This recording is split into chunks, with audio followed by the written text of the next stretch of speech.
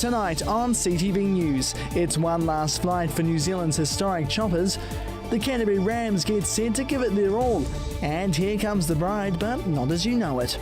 Broadcasting across Canterbury, from the CTV studio, this is First at 5. Kia ora, good evening. The man who killed a Linwood woman with a crowbar has been sentenced to life in prison at the Christchurch High Court today for her murder, nearly 3 years after it happened. The man at the centre of a crowbar killing has been jailed for at least 11 years and 8 months. Timothy Joseph Foley, 52, was sentenced today at the Christchurch High Court for killing his neighbour, 41-year-old Michelle Mary Lawrence, with a crowbar in June of 2012. Foley had immediately called the police following the incident, admitting to the attack. The two neighbours were involved in an on and off again relationship, and 5 days prior to the attack, Lawrence had issued a trespass order against Foley following a domestic dispute in which the police were called. Foley denied hitting Miss Lawrence 8 times with the weapon, saying he only hit her twice with a garden gnome in a fit of jealousy. However, over the course of the police interviewing, Foley changed his account of what happened, at one stage blaming a neighbour and accusing the police of botching the crime scene investigation. He later said he had snapped because he was jealous of Lawrence's relationship with another man and upset by her excessive drinking. In February this year, he changed his plea to guilty. The court heard Foley has a number of dishonesty and fraud convictions and a history of abuse. And in summation, the judge said Foley showed no remorse and handed down a life sentence. They were made famous in the Vietnam War, but the last of the Royal New Zealand Air Force's Iroquois helicopters are being retired from service in July. And today they were farewelled by those who remember them well from the war. Marcus Gibbs reports. There's nothing quite like the sound of an Iroquois helicopter in full flight. No matter where I am, if I hear that sound, I know exactly what sort of helicopter it is. There's nothing like the sound of a U. I miss that sound. Ross Cleverley is one of several veterans given the opportunity to fly passenger in an Iroquois today. The former sergeant spent hundreds of hours in the helicopter throughout Vietnam, Malaya and Borneo. Really great to see them again. It brings back some wonderful memories. New Zealand's 10 Iroquois are nearly 50 years old. Made famous during the Vietnam War, these ageing helicopters are being replaced. It will be a sad time, I think, for a lot of them. For all those who have crewed the aircraft, who have flown the aircraft, who have maintained the aircraft. The NH90s are a lot faster and stronger. They can carry nearly 3 times as many passengers. They're much more modern. They're made of carbon fibre and Kevlar with a maximum speed of 300 kilometres an hour. Pretty exciting. They are you can't even compare the aircraft. Today's flight above the city in these Iroquois is acting as a final farewell for these veterans. Fantastic opportunity for them. I've seen a number of them just coming in, and they've got huge grins on their face. For some of them, it's the first time since they've been in an Iroquois, since, particularly for the Vietnam veterans, since they were carrying packs and carrying their weapons. Dave Cooper was a private for the Army in Vietnam and spent many hours aboard one of these. It'll bring back a few memories, I think. The helicopters are very special to Ross Cleverley. Back in the 70s, he designed the emblem for the Squadron No. 3 Iroquois. Oh yes, I've always used to like to see it. So as to the future of the remaining 10 aircraft, well, 2 will be coming to Christchurch and will be based at the Air Force Museum, but the other 8 are still up for grabs. Marcus Gibbs, CTV News. Another Canterbury employer has taken advantage of migrant workers by underpaying them. This time, 5 staff are owed more than $70,000. Just at a time when it's becoming harder for employers to find staff, 2 Canterbury companies have been prosecuted for underpaying migrant workers. 5 staff who worked for Pred PVT and Warrington Discount Tobacco at 7 dairies and liquor stores in Christchurch and Ashburton have been underpaid by more than $73,000. An investigation found a number of staff were owed around $22,000 in unpaid wages and holiday pay. Penalties are yet to be applied by the Employment Relations Authority. This is the latest in a string of Canterbury companies who have been found to underpay migrants, most of which have been working for companies involved in the rebuild. This is the latest in a string of Canterbury companies who have been found to underpay migrants, most of which have been working for companies involved in the rebuild. There continues to be a spotlight on landlords of migrant workers, a number of which are charging high rental rates for unpleasant living conditions. Recently, the Inland Revenue has announced a crackdown to manage under-the-table payments by rebuild companies. The government loses around $7 billion every year from lost tax, involving cash trade jobs and wage crime. The IRD hope to collect an extra $600 million over the next 10 years. It continues to be difficult in Canterbury to find competent employees, with jobs in the region becoming more plentiful. The latest labour force data shows Canterbury's unemployment rate has fallen to 3.1%, down from last year's December quarter on 3.5%. Well, still to come here on CTV News, can a wedding be turned into a music video?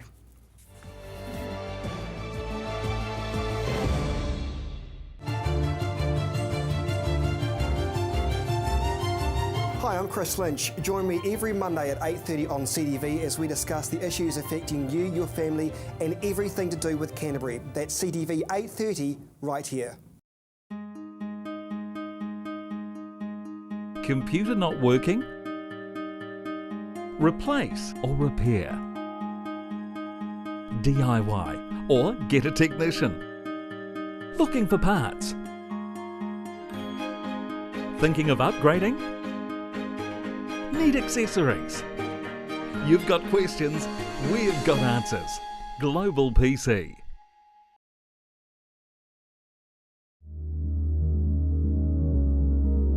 The preparation, the devotion, the fearlessness, the intensity. Runway model management. First impressions are everything.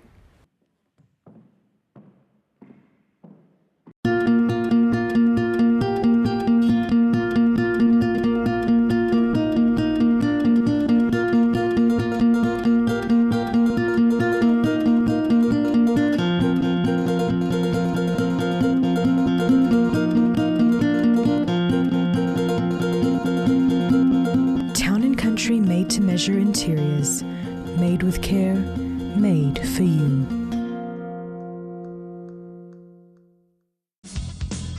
Join Graham Sinclair and the team at Gone Fishin' as they bring you great stories, fishing tips and beautiful scenery. Gone Fishin', Friday night at 8:30, right here on CTV.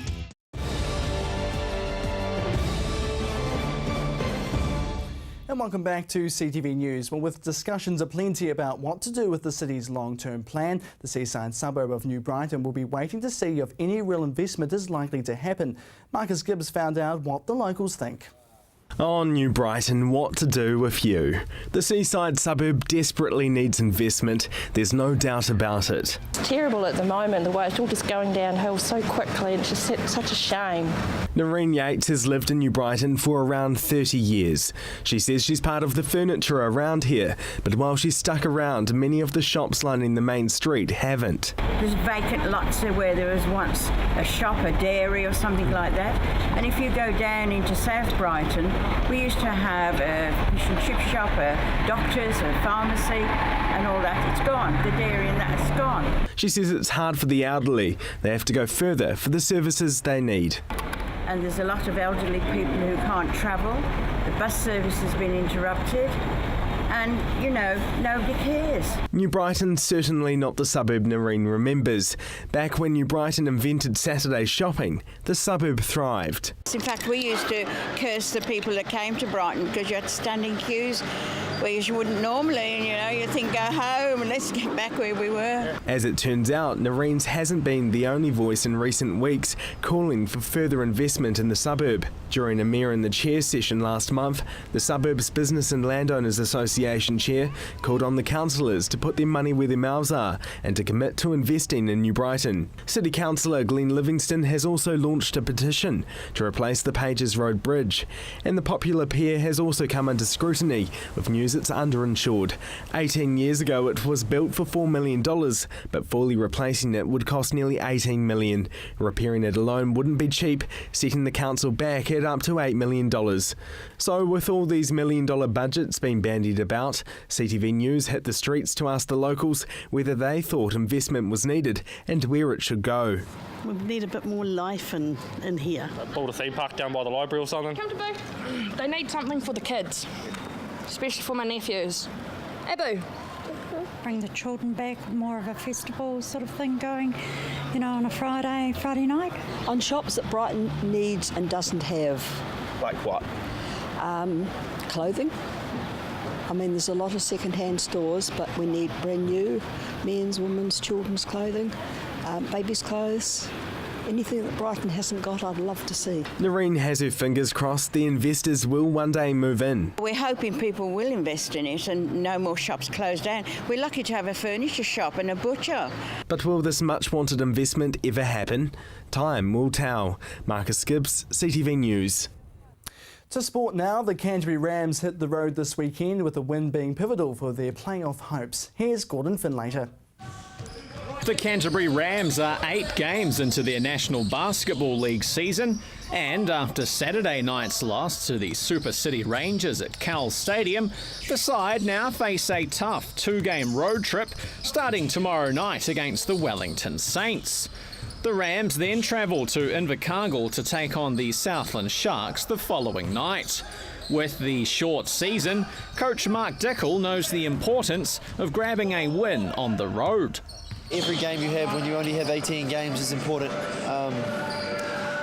Do we need to win one of these games this weekend in particular to stay in touch? For sure. Do you still have 8 games left no matter what happens this weekend? Yes, so no matter what, we've just got to start playing good games. If we play good games, I think the results will come. Last weekend saw the Rams fall to an early 20-point deficit, with the Rangers' high-pressure defence forcing the home side into costly errors. Rams co-captain Marcus Whippy says that composure with ball in hand is something the side has worked on. They were the first team to press us, and that's kind of caught us off guard. But Marcus talked to the boys about take it slowly, read the defense and adjust our plays to that. But we've been working on being under control, especially with pressure defense. But I think if we just stick to our rules, things will go well for us. With the Rams having 4 wins and 4 losses to start the year, Whippy is also confident the side can grab at least 1 win on the road this weekend. If we can win this game on the road, it tells how strong our team is, and this is where our team bonding and everything will pay off. If we put in the effort, if we trust one another, I think we should come away with the victory over the weekend. After being a part of the Otago setup last year with Mark Dickel, Whippy was asked by Dickel to come to the Rams and play a full-time part in the Rams Academy, helping the region's young players develop their game. It's been going good. Mark's a great coach. He really knows how to develop these kids, especially because they're wanting to go overseas and play. I played college ball in Hawaii for 4 years, and so I know what you need to have to go there. And so most kids go over to overseas, but they don't last long, and that's what we don't want. We want the kids to go over and be prepared, and so when they come, they can at least stay 4 years. But these academies, the kids the more they put in, the more they get out of it. And so waking up is one thing, but doing the drills and everything with full intensity will be beneficial to them. Whippy won't just be turning out for the Rams this year. The 29-year-old plays a star role at international level and will be hoping to lead his Fijian side to success in the South Pacific Games. We play in the South Pacific Games this coming July. It's held in Papua New Guinea, and so I played for them in 2007 and we won gold. Ty Wesley for Southern will be playing for Guam, and so it's going to be a great. Well, Fiji is up there, New Caledonia. And Guam, those are the teams to beat. But it's a great. Fiji is it's a developing sport in Fiji. But hopefully in the next few years you'll be able to send some kids overseas as well. For now, though, a result in Wellington tomorrow night will be the focus for this Ram, as the team looks to push for a playoff spot in their second season since returning to the league. Gordon Finlater, CTV Sport. Weddings can be stressful, the dress, the venue and all the guests, but for one Christchurch artist and his wife, they managed to do it in just 3 weeks, but had a unique way to show it to the rest of the world. A special day for anyone getting married, with photos usually taken to remember the occasion. But not for this young couple. They turned their traditional wedding footage into a music video for one of Thomas Coffey's own recordings. He's been creating music since his late teens, with his song Rain on This Wedding being released around 6 months ago. But it never had a music video to accompany it. I talked to a friend who ran a TV production company, and he said, "It's crazy enough, let's do it." It started off as an idea in his head, wanting to make a video with actors at a wedding venue, but it turned into something a bit more real, with them both being the stars of the show. We had plans to do it in the past, but we didn't have the money to do it, and we had other people starring as the bride and groom. But as more I planned it, the more I kept thinking, actually I'd rather it was Alice and I. So they dropped everything and got planning for the big day. 3 weeks in fact to book a wedding, and a production crew as well to film it. But they say it didn't add any more stress to the experience. It was a lot of fun for me, and my parents had organised a house that was perfect for it, unbelievably. Yeah, so I guess evidence of the stress, that it didn't really feel like it was stressful, but I think we both dropped about 2 or 3 kg in 2 or 3 weeks, What you need to do before a wedding anyway. And he says it makes it a lot easier knowing the crew behind the camera. We had friends also that we'd worked with on other music videos, Alice and I together producing, come up from Christchurch, and having them there and their experience and just the knowledge of us. The music video takes a journey through the wedding, with the preparation beforehand through to following the two to the ceremony on Auckland's waterfront. The 3.5-minute clip has only been up on YouTube for a few days, and they say they're happy with the finished product. Ecstatic. It wasn't only the competition, it was the fact that we got to get married at the end of the day, and we've got an awesome product. I mean, most people would spend $2,000 to $3,000 on a photographer. We just put that into filmmaking instead, and we still got photos. And they've had quite an emotional response from others who have watched the video. A lot of people, which is quite touching, have said, they've cried, and I'm writing this sort of comment with tears in my eyes and that kind of thing. Yeah. And the first time we watched the edit, I had tears well up my eyes, and that was quite cool. The video was entered into a competition to win $10,000, and if they win, the money would go towards their honeymoon, with them wanting to head to Europe next year. The competition finishes up at the end of May, but his suit and her dress will make another appearance this weekend, with the second wedding being held in Auckland for those who couldn't make it on the day. And for everyone else, they can enjoy the video that the couple will treasure forever. Jared McCulloch, CTV News. Very nice indeed. Well, still to come here on CTV News, business and your region's weather.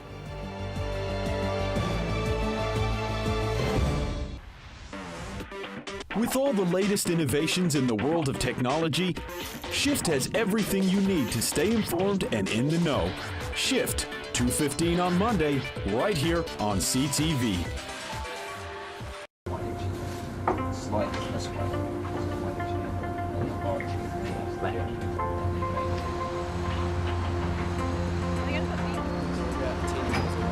Opus is recreating the heart of Canterbury. From large-scale projects to commercial buildings. Your design, your vision. Opus.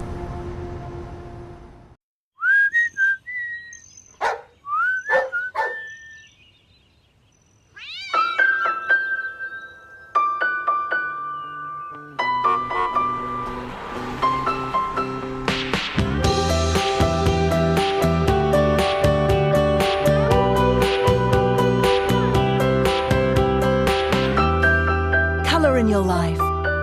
Colour Steel, the roof of New Zealand.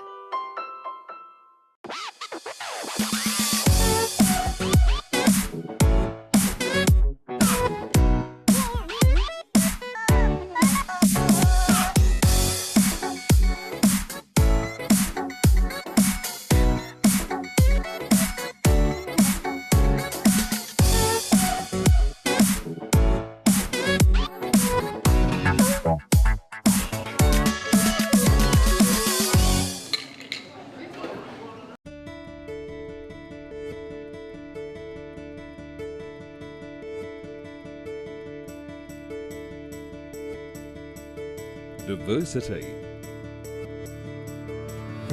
No deposit. Instant finance. Convenience. Open 7 days. Austin Motor Company. Drive It showcases the new arrivals to the motoring world, comparing and testing the latest models to discover which one is the best.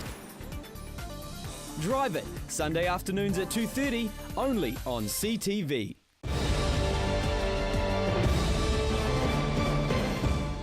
And welcome back to CTV News. Now here's Warren Head with the week's business roundup. I guess if you're an employer in town, you're probably struggling to find all the help you'd like to get. I'm Warren Head from headliner.co.nz. And the news is that the labour pool in Christchurch is tight. The unemployment level is just a little over 3%, and nationally it's running about 5.8%. So we're about half, you might say, the national level for unemployment. And job growth has continued to be quite strong. I mean, in the March year, it was up 12,000 new jobs employed in the city and around the environs of Christchurch. Second only to Auckland, where there's a boom underway up there for sure. But go back 1 year and it was 34,000 jobs a year. So you can see how it's come off, and it's probably likely to fall off a little bit further until those big projects start downtown, and then you start to wonder where they're going to find everybody to pick up the hammer. On the timber front, a bit grim if you're a home builder and a bit grim for the construction sector. Timber, good quality timber, is running out. The big blow of a few years back has been cleaned up, patched up, sold off, and that glut of wood is gone, and now there's not enough wood of good quality coming into the city, and the signs are there now that the good grade wood is scarce. So if you're building, go around at night and just have a good look at the quality of the wood in the job and pay a keen interest to that. Farm sales are going upwards again, almost back level to where they were about 5 years ago when we had this thing called the GFC, the global financial crisis, and the median farmland increase, get this, in the February quarter up 24%. That's a fantastic lift, isn't it? But frightening at the same time. Fewer sales as the price goes up. Horticultural land values are really rocketing upwards. They've gone through the sky. You know, if you're in a kiwi fruit part of the country, you're now paying $300,000 a hectare. A year ago, you're paying $131,000. Message here is when things are bad, go to the bank and get some money and start investing then before things get hot, which is what's happening in Australia, where they cut the interest rates this week and mortgages are down at their lowest in 50 years. And you get bank loans there at unbelievable levels, and the Federal Treasurer over there has been encouraging people to go out and borrow now and get in at the current low ebb of the market there. Now, what is also low are coal prices, and today the miners in Westport, 400 of them who still work there at Stockton on tenterhooks as they waited, for the news from Solid Energy about the future of some of their jobs. And just on the petrol front, somebody makes money out of petrol. Z Energy made $7 million profit in its March year, just results out today, and it did that by matching the competitors very heavily on the price discounting. Poured the money back into forecourts, built 7 new big up from the bottom petrol stations, and improved the look of the food and goodies inside the store. So they're popular, and it showed in their results today. I'm Warren Head for headliner.co.nz. And in an update into the 1080 infant formula scare, police continue to follow what they say are several lines of inquiry. About 6 months after the threat, the culprit and contaminations have not been found. More than 120,000 samples of raw milk and infant formula have now been tested, and police now say the threat risk is low. The supermarket chains continue to have staff watching product shelves. However, police still have 35 of their staff investigating the issue. All time now for your region's weather. Let's take a look at today's temperatures. Down in Timaru, you had a high of 24 today. Temuka and Geraldine, slightly cooler on 23 degrees. Ashburton, a very warm day for you, 25 degrees. Methven, 24 for your Thursday. Rakaia, you were on 25 degrees. Darfield, you had a high of 24 today. Leeston and Rolleston shared a high of 25. A beautiful day for Lincoln and Christchurch, both on 25 degrees. Down in Akaroa, you had one of the region's highs today with 26. Kaiapoi, Rangiora and Amberley all on 25 degrees. I wait for an indication. Taking a look further inland, Culverden, Hamder Springs and Cheviot shared a high of 24. Kaikoura, a lovely 26 degrees for your Thursday. Looking at tomorrow's weather now, Timaru, another fine, mild day with northwesterlies developing and some high cloud. Tonight's low 8, tomorrow's high 20 degrees.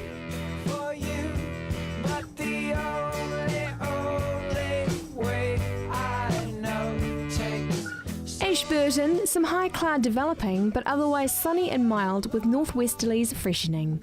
Tonight's low getting to 8, tomorrow's high 21.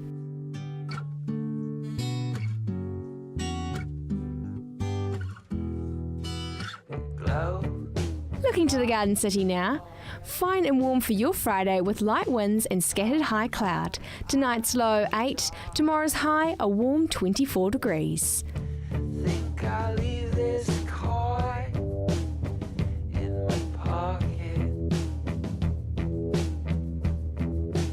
Kaikoura, mild northwesterlies developing amid plenty of sunshine. Tonight's low 8, tomorrow's high 21.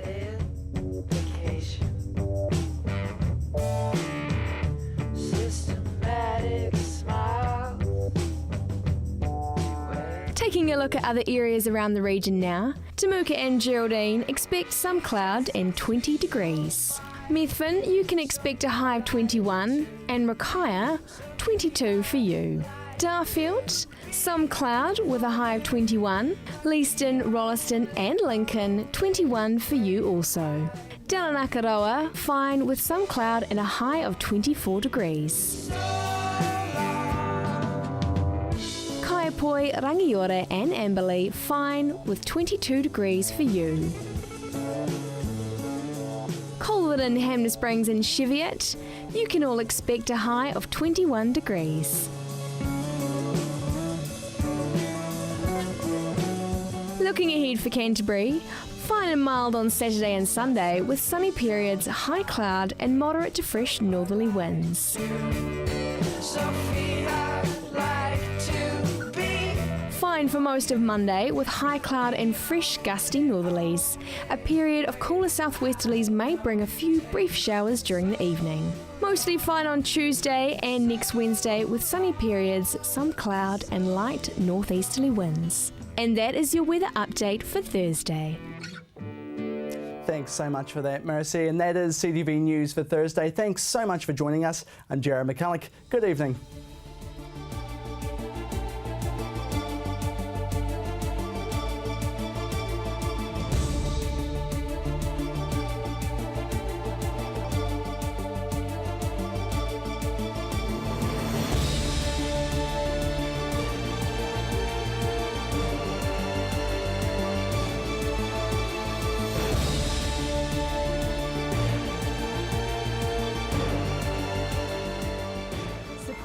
Local content so you can see more of New Zealand on air.